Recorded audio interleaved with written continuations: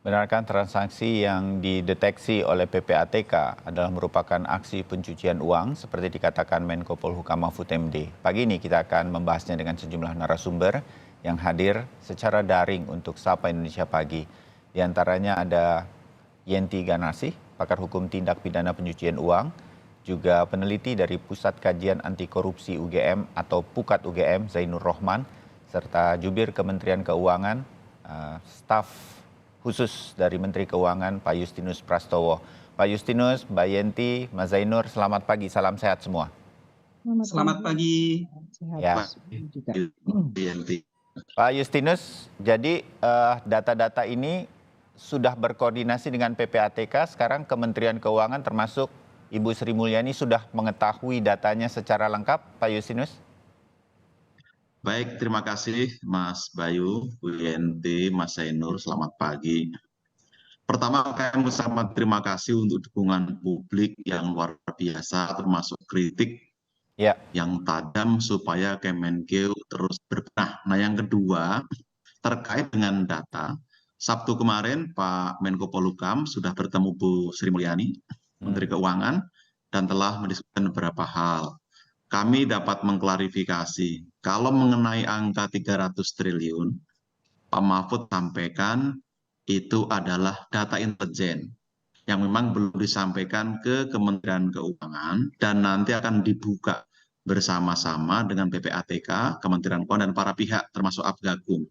Jadi kami juga masih menunggu nanti penjelasan PPATK. Nah, yang kami terima sejauh ini adalah ada 266 korespondensi surat menyurat dengan PPATK dalam kurun 2007 sampai 2023.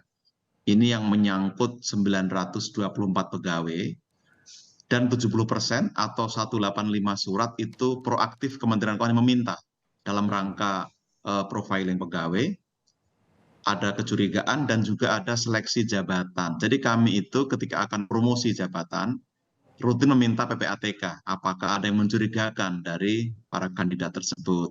Dan dari yang disampaikan PPATK tersebut, seluruhnya sudah kami tindak lanjuti, Mas Bayu, dan sudah ada statistiknya yang mendapat hukuman ringan 237 orang, hukuman sedang 217 orang, dan yang mendapat hukuman disiplin berat itu 597 orang. Itu total dari berbagai kasus termasuk yang dari PPATK ini. Jadi sejauh yang kami korespondensikan sudah tindak lanjuti. Nah, untuk yang 300T kami menunggu nanti ada rapat-rapat lanjutan untuk membahas ini secara lebih rinci.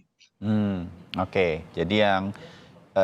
Jadi pada intinya sudah berjalan apa yang selama ini kan orang beranggapan di Kementerian Keuangan nggak terjadi apa-apa. Sebetulnya terjadi ini. Ada hal-hal yang mencurigakan. Bahkan Kementerian Keuangan sudah meminta data-data sedemikian rupa kalau ada yang mencurigakan. Dan sanksi-sanksi sudah diberikan. Nah, temuan-temuan seperti PPATK ada 300 triliun ini ditindaklanjuti. Oke.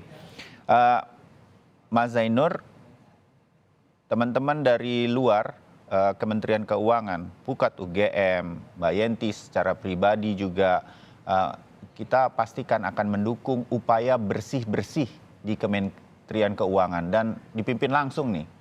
Begitu ada data dari Menko Polhukam, Bu Sri Mulyani langsung mengajak bertemu untuk minta penjelasan. Itu yang mana nih 300 triliun? Kira-kira kan begitu.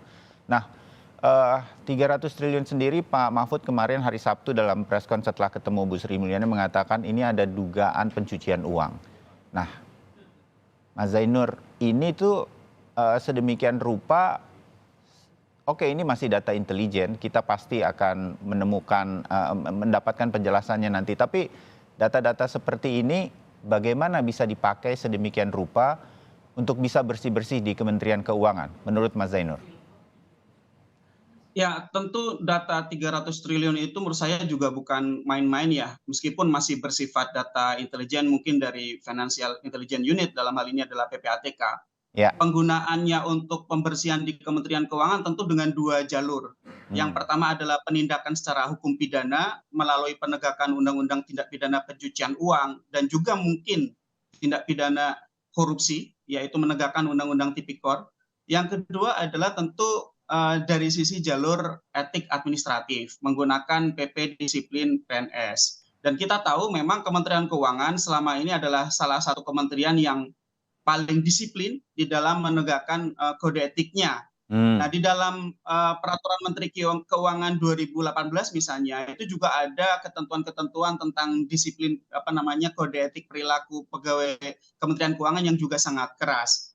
Belum kita bicara soal PP disiplin PNS yang berlaku untuk semua PNS. Nah, tentu dari dua jalur itu, jalur hukum pidana dan yang kedua adalah hukum administrasi, menurut saya ini momentum yang sangat tepat gitu ya. Kalau momentum ini memang momentum yang ditunggu-tunggu oleh publik penyelesaiannya. Ya, kita tidak ingin isu 300 triliun ini sekadar menjadi penghias isu di media massa. Kita ingin ada langkah-langkah yang jelas, terukur, dan juga ada hasilnya ya dari sisi pidana dan dari sisi administrasi penegakan disiplin PNS. Nah, tadi kalau ditanya bagaimana cara menggunakannya, tentu yang pertama aparat penegak hukum gunakan informasi intelijen dari PPATK tersebut untuk memulai memproses dari sisi hukum pidananya. Tentu akan memulai dengan mencari tindak pidana asal, karena TPPU mau tidak mau harus tahu tindak pidana asalnya apa dulu, karena tidak mungkin tanpa tindak pidana asal, meskipun tidak harus dibuktikan terlebih dahulu.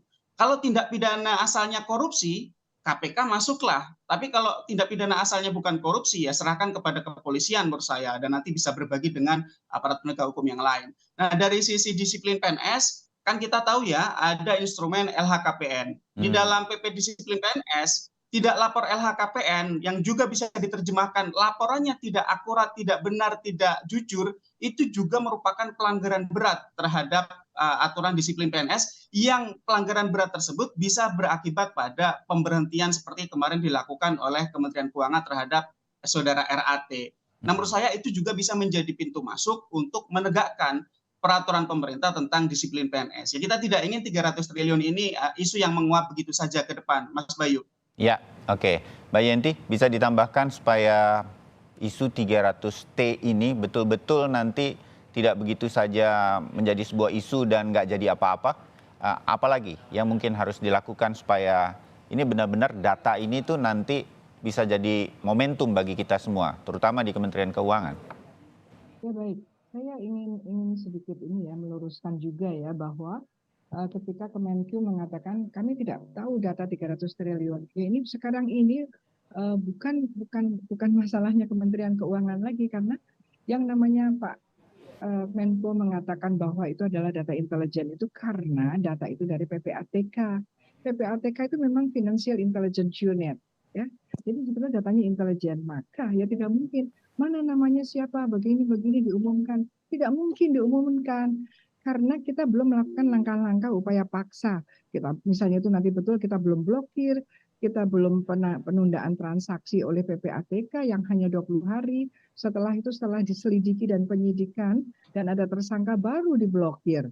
Jadi ya tidak mungkin menyatakan itu. Saya ingin menyampaikan bahwa undang-undang ya terutama Kementerian Keuangan. Mbak Yenti, mohon maaf, saya kurang mendengar. Apakah Mbak Yenti bisa menaikkan volume audionya? Ya, oke. Ya. Terima kasih Mbak Yenti. Lanjutkan.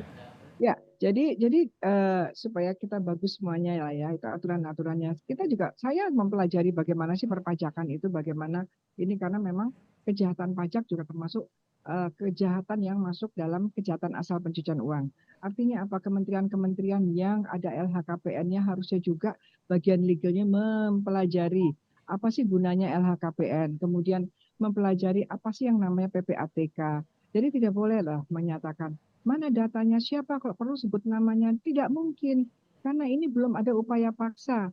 Kalau disebutkan sekarang hilang nanti, sementara PPATK belum melakukan langkah-langkah pengamanan. Pengamanan kalau itu nanti ada, makanya namanya juga dugaan. Indikasi keras gitu ya. Karena terbukti kan, sekarang masyarakat sudah terlanjur tahu, ada 56M LHKPN yang tidak akurat. Ada 36M yang ada di safe deposit box yang seharusnya tidak boleh itu, karena safe deposit box itu bukan uang. Jadinya harusnya itu hanya surat berharga, sertifikat, ijazah, perhiasan, logam emas, itu boleh di situ. dan itu dicatat karena itu persyaratan.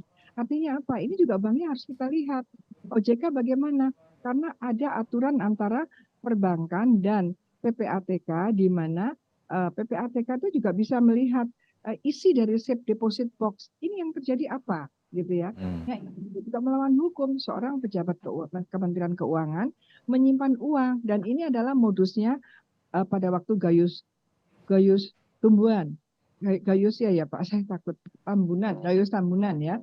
Gayus Tambunan. Itu juga menyimpan. Artinya apa? Saya khawatir ini modus-modusnya modus-modus lama saja. Tetapi mohon maaf kepada Pak Mas Pras. Baik. Pengawasannya ini yang kurang sehingga ada kesan di masyarakat itu ada pembiaran. Ini yang harus dijawab oleh kementerian dengan tata kelola. Bagaimana mengawasinya? Begitu. Mengenai pengawasan ya. Baik Mbak Yenti. Saya break sebentar untuk kemudian nanti kembali lagi setelah jeda. Tetap bersama kami.